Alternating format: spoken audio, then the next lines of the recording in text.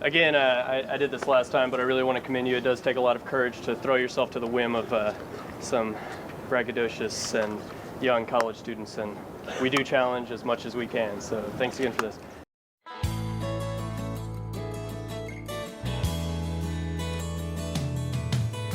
Where is justice? What is mercy? Where's the sacred and the holy?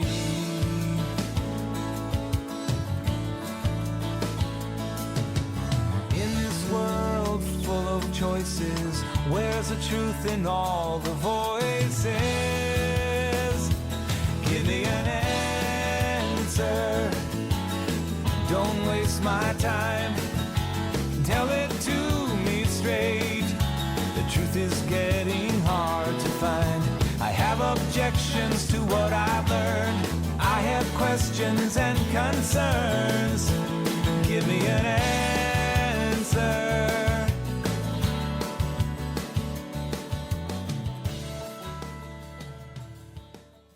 Okay, so my question has to do not with God, but with the Bible particularly. And again, this is directed to you as a personal individual, not, some arbitrary universal. I want to know if you believe, going back to our past discussion, if you know, if the Bible is an open or closed text. And I'm going to define that as such. It's, for anyone that's unfamiliar, an open and closed text is a distinction between interpretation or the inability to interpret. It's like reading a newspaper that they just display facts, that to ask, well, what did this reporter mean by this in a newspaper is kind of invalid because he's just laying out the facts. Whereas an open text is something more like poetry.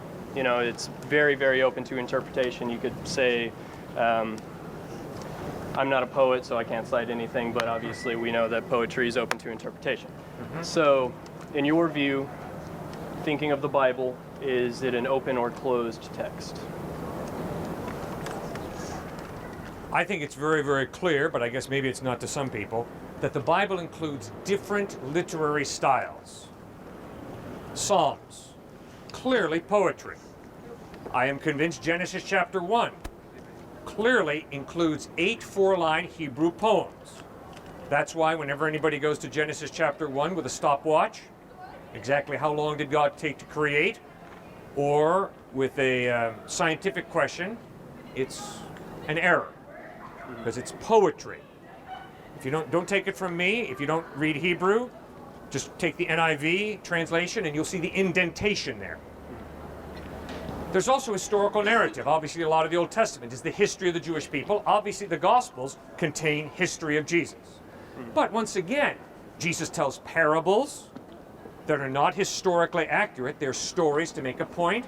Obviously, Jesus uses metaphor, analogy. When he says, I'm the light of the world, he's not claiming to be a light bulb. When he says, I'm the door, he's not claiming to be 2 pieces of plywood slapped together.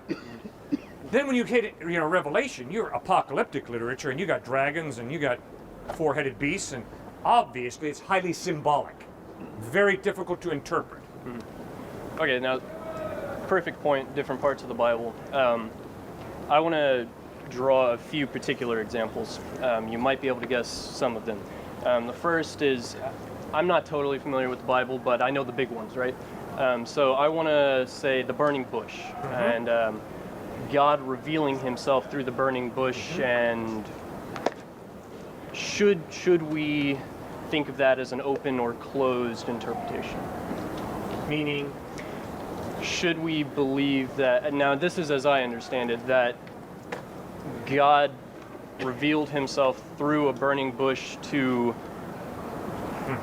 who was it? Moses. To Moses. Right. And Moses heard the word of God come down to him.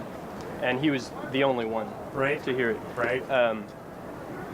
Should we interpret that as literally there was a voice booming down from the heavens that only Moses could interpret, and God was obviously this burning bush, or should we say that this is symbolic of something? Okay, good. Very good. I think that it's hard in a lot of situations in the Bible to answer that question. Now, as I read Exodus chapters 1, 2, and 3, I think what's being taught is that yes, God, in some type of supernatural way, communicated, but we don't know how in terms of a booming voice or a quiet voice inside of him, but God communicated to Moses, and Moses did see a burning bush.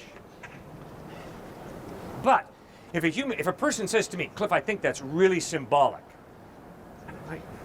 I can't say I got a huge problem with that, to tell you the truth. But as I read it, as I read the text, I think it's historical narrative. I think it's communicating clearly that yes, there was a burning bush that Moses was confronted by. But no, I don't think the text makes it clear that it was a booming voice. It could have been a very quiet voice. But somehow God communicated to him. I don't know exactly how. Okay. The other example is the resurrection of Christ. Yes. And this is the big one, right? You got it. We talked yesterday about life being defined as animate as opposed to inanimate. Yep. Having a beginning and an end. Mm-hmm. It is not eternal. Yep. And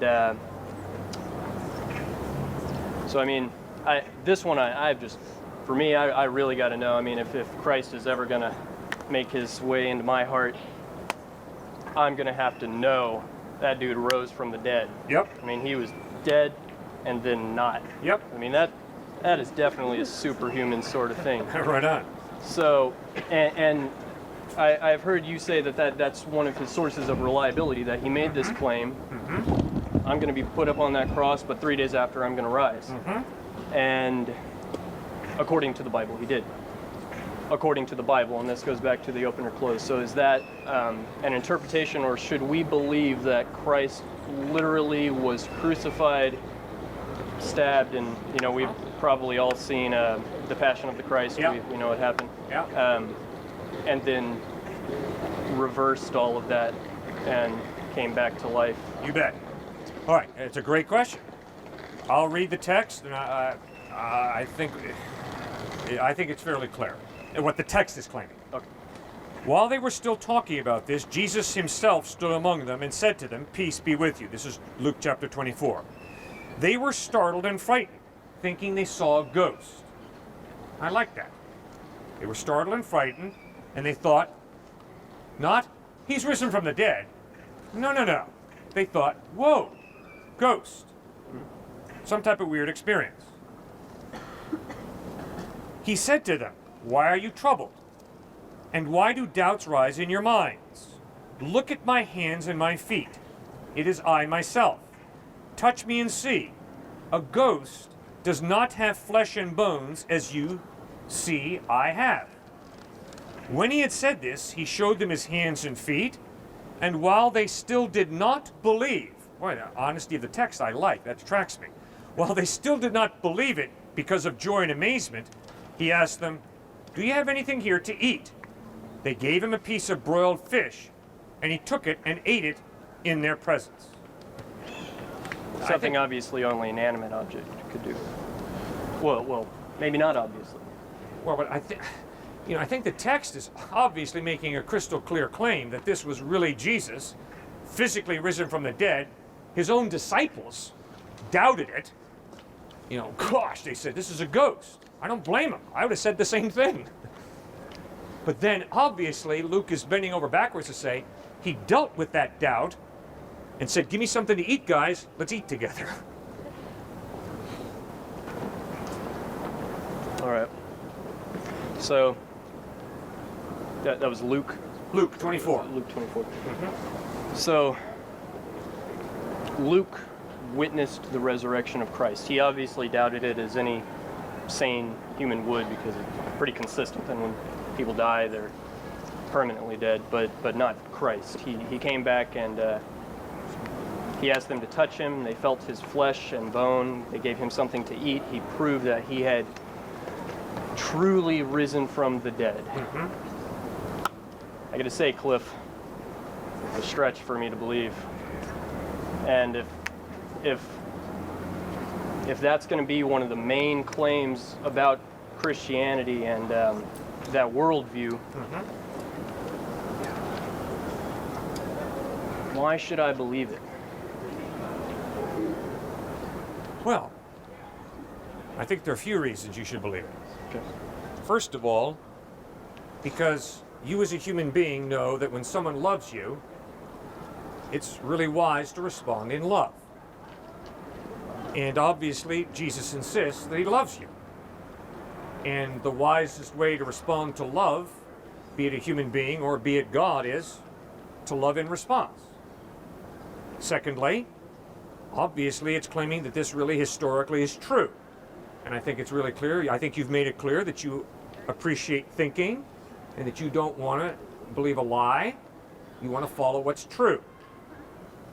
A third reason that I think it'd be wise to trust Christ, to trust God, is because obviously you've got 2 feet that you can put in your stockings every morning. And I don't think that those 2 feet are just accidents. They're gifts. And it's appropriate to say thank you to whoever gives you gifts. And I think that's a natural response for you and for me, to say thank you when someone gives us gifts. And then fourthly, I think a good reason for you to pursue Christ, check him out even further, is because I think you affirm life. I think you enjoy life and appreciate life. And therefore, if there is life after death, if there is heaven, I think you would be keenly excited and interested in that. Well, I got to say, I really do love the prospect of heaven. But as you pointed out, I do engage with this reality as much as I see fit. And not so much talking about God, but I'm going to refrain from using the term God because that is a very, very broad term. In this sense, I'm talking about a God through Christ. And the main source of our knowledge about that is the Bible. And I think one of the students that I witnessed that had a very good point was Colin. He talked about the historical validity of the Bible and the use of the Bible in interpreting our reality from day to day. And yesterday we spoke about the truth, belief, and knowledge. And in those 3 things, you mentioned the necessity of experiencing reality. And before I spoke to you, you made an example about if everyone can see under my right hand that there is a pink elephant, big pink fluffy elephant under my right hand, obviously I'm a nut. We can see in this reality that there is not that. Right. We as humans tend to value tangibility. I know this coat is here because I felt it. And it can, change the way I feel in some way. So, citing the Bible as proof of Christ and God. Definitely, I can touch the book itself. That's true. But I've got plenty of books in my backpack that, they make a lot of claims, but I'm just as doubtful of them. So why should I trust the word of the Bible more than any other source of information? Like, if I came to the conclusion through my experience of this tangible, corporeal reality that God does not exist, which I do admit might be a bit of a stretch, but not talking about God, only talking about the Bible, what makes the Bible more valid than anything that refutes it? 2 quick points. The first point is, I don't think either one of us base our lives on proof. To prove means to show it cannot be another way. And I think there's almost nothing in life that we can prove. But that doesn't mean we jettison our minds and just blindly believe. Instead, I think we look for evidence. Very true. Blindly believe. I definitely agree we don't base our lives on proof, but definitely most of the time we base our beliefs on proof, or at least I try to. Well, I wouldn't say proof, I'd say evidence. Prove to me that your taste buds are telling you the truth when they inform you the milk is sour. I love that you brought up that point, that I cannot experience your sensualities and you cannot experience mine. We are absolutely separate beings. So, making the same analogy to God, how can I make any claim about God? To claim, as you said yesterday, that you believe God is good, He is just. How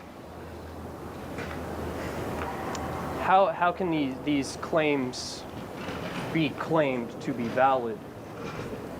Since we can't witness God, we can't, not like this coat or this stone or any of the people in the audience or you and I, millions of examples. Since we cannot witness God, I mean literally witness, how are we to know? Okay, very difficult question. Here's how I begin to think it through. Right now, I don't think you're talking to my body. You can grab hold of my body, but that's not what you're talking to. You're talking to something you can't see. You're talking to me, meaning by that personality, meaning by that individuality, meaning by that mind, meaning by that free will, meaning by that me. In spite of the fact that you can't see me, there's evidence that I'm here, physical evidence, but even more importantly, I think you've come back today because the conversation that we had yesterday was halfway meaningful. Absolutely, it did introduce some interesting perspectives. Right. Okay, so now, the Cliff that you're talking to is not a physical, not just purely a physical hunk of matter here. It's something you cannot see. Me. So the same way I can't see you. Yes, I see your body, obviously, but I can't see the real, is it Tim? Yes. The real Tim that I'm talking to, I can't see and tangibly grab hold of Tim. All right, now I've got to take the next step. If I can... Yeah, go ahead. Just hark to the nuances of language. To me, there is a certain Timness, to you a certain Cliffness. Yes. Okay. You bet. You got it. That's not physical. Yeah, absolutely. They're unique qualities to each of Correct. us. Exactly. As I told you afterwards, and I was totally sincere, I really enjoyed talking with you. Good. I think the way you think and the sincerity that I'm picking up from you is an absolute delight. I do my best to make a discussion and not an argument. You succeed. And I applaud your success. Now, the challenge for me is there a being who is unseen? I can see Tim, but is there a being, God, who I cannot see, but who has left evidence that he exists? And is it possible for me to connect with this being? Now, Jesus Christ, as an historical person, says yes. And furthermore, what Christ insisted was this being, God, is interested in connecting with you and with me in a spiritual way. Now, obviously, Christ was either blowing smoke or he was speaking the truth. And the biggest reason that I accept that he was speaking the truth is because of this resurrection. I think, man, the guy rose from the dead. He's really reliable. I think there really is a God who actually loves you and loves me and wants to connect with us. If I could interject. Being it as it may, that we are separate individuals and there are certain qualities that if someone just sees me walking down the street or sees you walking down the street or anybody walking down the street, there are things that they will not know about that person just from witnessing their body. Now, citing the resurrection of Christ as evidence, again, I'm just still really, I like the tangible. And if I was Luke in that situation and I witnessed Christ resurrect himself and I grabbed his arm and, didn't just fly through it like it was a ghost, right. I would beyond any doubt believe, because I probably would have witnessed him being crucified and then I see the holes in his wrists and his feet and,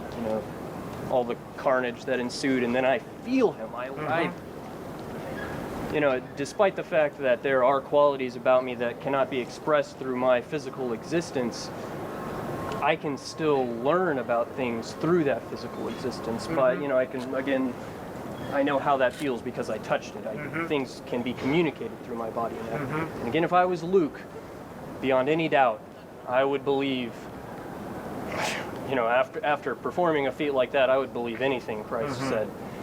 Unfortunately, I can't do that. I have to cite things like the Bible, historical writings, and things like that. So, take it from there, Cliff. Right, first of all, I've miscommunicated. Luke was not an eyewitness. Luke records what he probably got from Peter, Paul, and James, and the other disciples. All right, now, Tim, I'm not that different from you. I really wish that I could have seen the resurrected Christ. Okay, that would help me a lot with my doubts, with my questions, so what you say resonates. I wish that I could have been there. That would help me. But now, what I probably need to do is, subjectively, I need to cry out, Christ, if you really are there, I ask you to reveal yourself to me. I don't know how that's going to be, and I better be careful that I don't have a bunch of expectations about what he's got to do in order for me to believe in him. Instead, I think it'd be wise for me just to be very humble and say, all right, God, if you're really there, Christ, if you're really the truth, I don't know how you're going to do it, but help me, because I'm struggling. And to be honest with you, Tim, at times I have done exactly that, because I have struggled. I'm a lot like you. I do a lot better with a physical corporal right here. I can see it. I can touch it. And so I've had to struggle through that. It's not been easy for me. So I hear you loud and clear. One day, a man came up to Jesus and said, Jesus, tell my brother to divide the inheritance with me. And Jesus looked him in the face and asked, who appointed me to be judge and arbiter between you two? Watch out. Be on your guard against all types of greed. A man's life does not consist in the abundance of his possessions. Is money important? Absolutely yes. Money is a gift from God. The ability to make money is a gift from God. You and I as human beings have been created by God to be stewards of this earth, stewards of financial resources, stewards of gifts and talents that God has given us. To handle money wisely as a good steward is crucial. But to reduce the purpose of human existence to making money is a tragic mistake. Watch out, Jesus said. Be on your guard against all types of greed. For a man's life does not consist in the abundance of his possessions. On another occasion, Jesus said, it is easier for a camel to go through the eye of a needle than for a rich man to enter the kingdom of heaven. Why? Because money gives me the illusion that I am all-powerful. Money gives me the illusion that I'm in control. Money gives me the illusion that I am safe and secure, but that is an illusion. And Jesus pictured that illusion graphically in a parable he told. He said there once was a rich man whose crops produced a lot. Bumper crops. He said, what shall I do? I don't have room in my barns to store these crops. I know what I'll do. I'll tear down my barns and build bigger barns, and then I'll cram all my crops into them. But that night, God said to him, you fool, tonight your soul is required of you. Now who will enjoy all of the goods that you've stored up for yourself? Repeatedly, the man says, I, my, mine, me. It's all about me. It's all about stockpiling things for me. It's all about my comfort, my prosperity, my future. In other words, the man was wrapped up in himself. Jesus Christ comes to cut you and me out of our straitjacket of self-centeredness and greed. Jesus Christ insisted that God created you and me not to rotate on ourselves, not to be mesmerized by ourselves, not to be caught in a web of narcissism. Jesus insisted that God created you and me and gave us gifts, and those are good gifts. But He gave us those gifts for a purpose. And the purpose is to love and worship God, to use them to glorify God, to use them to honor God, and to use them to love and serve each other. It's amazing how easy it is for me to be self-centered. It's amazing how easy it is for me to be so absorbed with my agenda that I forget to think about God and I forget to think about others. Jesus Christ says, come to me. Rest in the security of my love for you, and then you're not going to be so bummed out when people criticize you. You're not going to be so deeply hurt when people think ill of you. You're not going to look down on others with a superiority attitude. You're not going to be impatient with people and judgmental and self-righteous and critical, because you begin to understand that the real place for security in life is not piling up money, not being greedy, not being self-centered, but living a life of gratitude to God, living a life of loving God and loving people. I have not lived that type of life. Neither have you.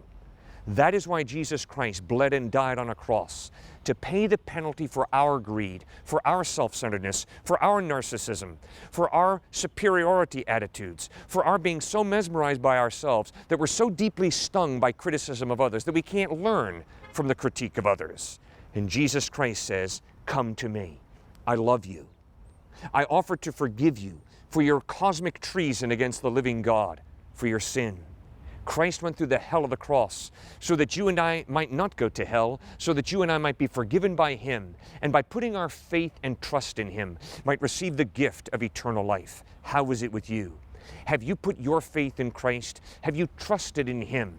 Or are you caught in a web of greed? Are you caught in a web of materialism? Watch out. Jesus said, it's easier for a camel to go through the eye of a needle than it is for a rich man to enter the kingdom of heaven. But with God, all things are possible. Allow Christ's love for you to melt you. Allow Christ's love for you to draw you to Himself. You take your own step of faith and put your faith, your trust, your confidence in Jesus Christ. That is the most important decision a human being can make. God bless you as you make that most important decision. I'm the pastor of Grace Community Church. We meet every Sunday morning, 9:30 at Sachs Middle School in New Canaan, Connecticut.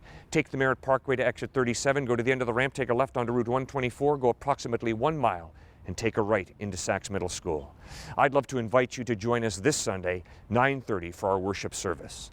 Thanks for joining us for these few minutes. Have a great day. I have objections to what I've learned. I have questions and concerns. Give me an answer. Don't waste my time.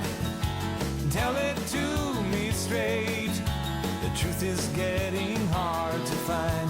I have objections to what I've learned. I have questions and concerns. Give me an answer.